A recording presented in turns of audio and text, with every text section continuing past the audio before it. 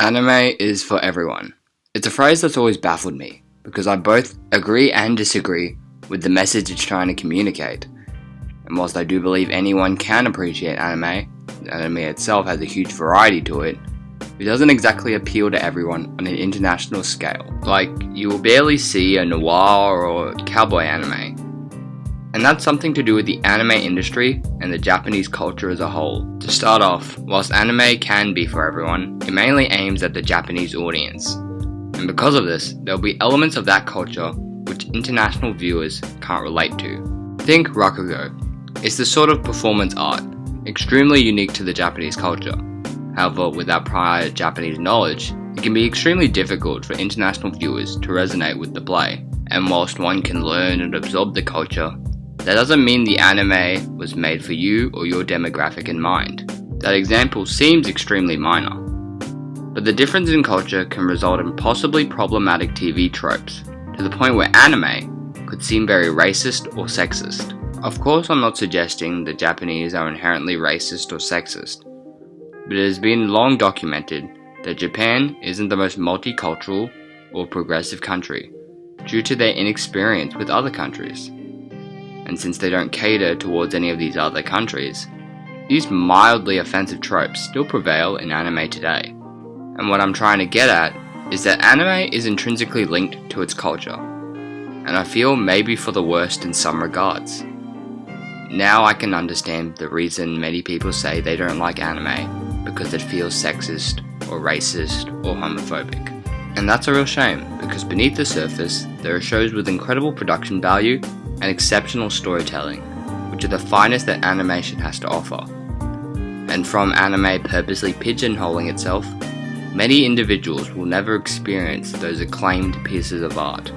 And I would also like to express the fact that the anime industry is extremely intent with catering to the same demographic over and over again. Because once they realize that this same demographic will pay over and over again for the same anime, it becomes easier for the business to milk this audience dry. And to understand what I mean, you only have to take a look at the thousands of bargain bin light novel adaptations or isekai anime to get my point. Those types of anime are not only extremely limiting when it comes to the variety, but those special anime, unique and filled with excess amounts of potential, are going to be ignored, and it's going to be extremely obvious that not as much care was given to that show, and more care was given to the show which is known to make standard amounts of money and to be shilled out every season. Take the most recent anime adaptation of Berserk, a manga with almost perfect breakout potential for the mainstream. It has compelling, high fantasy stories, perfect for the West, and guess what? It only makes complete logical sense to give this Game of Thrones-like anime to a studio who had previously only worked on one show, and that was a moe sports comedy.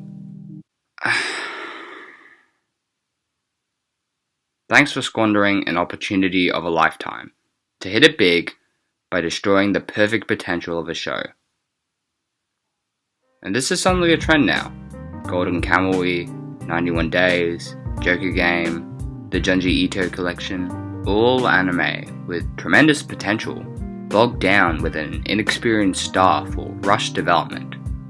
Like, can you imagine if Neon Genesis Evangelion, Anno was given a low budget and an incompetent staff? And for all the problems with Eva, we wouldn't be talking about it today if Gainax didn't put their money into Hideaki Anno's passion project. Same with Akira, Ghost in the Shell, The Castle of Cagliostro. All great films which wouldn't be what they are without the studios backing them up wholeheartedly. And now it seems like those studios would rather waste their money and talent on shows with extremely low amounts of potential. Your isekais, light novels, and other fetishistic garbage. And if you like isekais and other light novel adaptations, that's okay. But you have to understand that if every show is made for you, something is wrong with the anime industry, because your demographic doesn't speak for the rest of the world. And you have to admit, for the betterment of everyone, that maybe anime studios and producers need to take some risks and invest in something new and different. And that's a shame, because people develop the impression that anime is only for the few when it could be for the many. And with this shilling of current anime combined with some of the more dated aspects of Japanese society, it creates anime which are both shallow and limited in scale, where anime becomes less and less like a piece of art and more like pornographic material, designed to safely make the most amount of money. And the truly groundbreaking pieces of work become disregarded and trapped with low budgets and frankly inexperienced workers. Maybe there's a reason why everyone says anime starts to look the same. So, why does this matter? And are we screwed? Well, no. There are still anime out there doing incredible stuff with the medium, and with the advent of Crunchyroll and Netflix, the industry has finally taken notice to the West, as well as Kickstarter anime still being extremely popular. But the purpose of this video is to show the inaccuracy with the phrase anime is for everyone, because at the end of the day, anime isn't an artistic utopia. It's like any other Japanese industry, with its own obstacles and hurdles to overcome, whether it be its own culture or to its own production. I wanted to use this video also as a way to show my fears that the anime industry might become something that appeals to no one and continues in its own mediocre path, that animators and creators need to look outwards for more inspiration.